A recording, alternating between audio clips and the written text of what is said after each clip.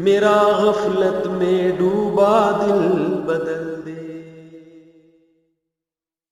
تبھی جو work shops ہوتی ہیں نا، مختلف ٹریننگز ہوتی ہیں، اس میں زیادہ اچھی طرح سے بات سمجھ میں آتی ہے. تو ماحول بنایا جاتا ہے. اسی سے یہ ڈرامے جو تاریخی بنائے جاتے ہیں، تو ڈرامے دیکھنا تو ہم جائز نہیں کہتے، اس میں بے حیائی بھی ہوتی ہے، مگر جو بنانے والے ہیں وہ کہتے ہیں کہ ایک ماحول جب کریٹ کیا جاتا ہے، ایک ماحول دکھایا جاتا ہے، اس سے تاریخ اور ہسٹری آپ کے دماغ میں زیادہ اچھی طرح سے بیٹھتی ہے. تو طیب اردگان نے ڈرامہ بنایا نا، ارطغرل بڑا مشہور ڈرامہ چل رہا ہے، بہت دنیا دیکھ رہی ہے. تو میں ڈراموں کو جائز نہیں کہتا، لیکن جو لوگ فلمیں دیکھ رہے ہیں، پہلے سے بے حیائی کے کاموں میں پڑے ہوئے ہیں اور غلط چیزیں دیکھ رہے ہیں، تو ہم ان کو کم از کم یہ مشورہ دیتے ہیں کہ یار انڈین فلمیں دیکھنے سے بہتر ہے یہ جو آج کل وہ ڈرامے جو ہمارے فیملی سسٹم کو تباہ و برباد کر رہے ہیں، جب تم نے دیکھنا ہی ہے تو کم از کم ایک کم درجے پر آ جاؤ نا، اس کو دیکھ لو. تو اس سے تو پھر بھی بہتر ہے کہ کم از کم تمہیں ہسٹری تو پتہ چلے گی، کم از کم تمہیں یہ تو پتہ چلے گا مسلمانوں کی تاریخ کیا تھی. اور ایسے صرف دعاؤں سے کام نہیں بنا، انہوں نے بڑی بڑی قربانیاں دی ہیں. سلطان محمد فاتح نے بہت بڑی قربانی دے کے قسطنطینیہ فتح کیا تھا. دنیا کی سب سے بڑی توپ بنائی تھی اس نے. اور آج ہماری صرف باتیں ایسی کریں گے جیسے بہت بڑی توپ ہیں ہم کوئی. عمل ہمارے کیا ہیں؟ زیرو. نہ سائنس میں آگے، نہ ٹیکنالوجی میں آگے، نہ مذہب میں آگے. وہ ٹیکنالوجی کی دنیا میں بہت آگے تھے، سائنس کی دنیا میں بہت آگے تھے. سلطان محمد فاتح نے جب قسطنطینیہ کو فتح کرنے کا ارادہ کیا، استنبول کو، نبی کی پیشگوئی تھی کہ میری امت میں جو طبقہ استنبول جو فتح کرے گا نا وہ جنتی ہے.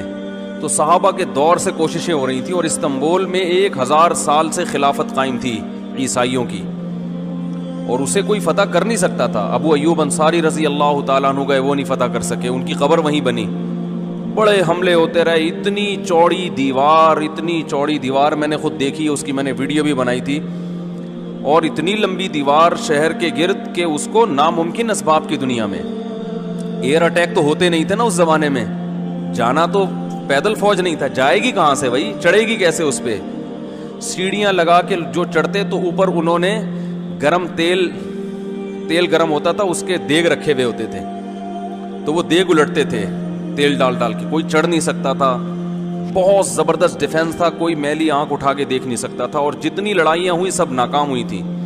سلطان محمد فاتح نے کہا بھائی نبی نے خوشخبری دی ہے، ہم فتح کر کے چھوڑے گا. پھر وہ مشہور واقعہ ہے، اس نے کیا کہ خشکی میں کشتیاں چلا دیں، سارے جانور راتوں رات ذبح کیے، ان کی چربی پگھلا کے پتھروں پہ بچھائی گئی ہے، اس پہ سمندری جہاز بٹھا کے. وہاں میں جب ترکی میں گیا ہوں تو اب دیکھو یہ چیز کتابوں میں بھی بتائی جا سکتی تھی نا، لیکن وہاں طیب اردگان نے کیا ہے، میوزیم بنائے ہیں، ان میں یہ پورا منظر دکھایا جاتا ہے. خدا کی قسم ایسا ایمان بڑھتا ہے کہ چیخیں مارنے کا دل کرتا ہے.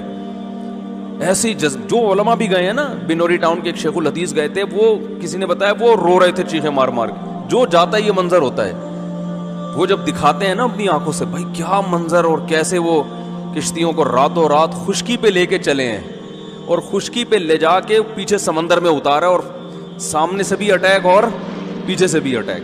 انگریزوں نے لکھا ہے، گوروں نے ہسٹری میں، کہ یہ اسباب کی دنیا میں ممکن نہیں ہے. بہت بڑا کارنامہ انہوں نے سر انجام دیا، اور راتوں رات. تو یہ ہماری تاریخ تھی جس کی وجہ سے ہمیں عروج ملا تھا. آج ہم صرف پیڑے کھا رہے ہیں، باتیں ٹھوک رہے ہیں بیٹھ کے، صحیح ہے نا. بزرگوں پہ طنز، علماء پہ اعتراضات، ایک دوسرے پہ کیچڑ اچھالنا، فرقہ پرستی، ان چیزوں میں ٹائم ضائع ہو رہا ہے، اور کوئی موٹیویٹ کرنے والا نہیں ہے، کوئی تعمیری کام کرنے والے لوگ بہت تھوڑے رہ گئے ہیں، اور ٹیکنالوجی کی طرف تو توجہ ہی نہیں ہے.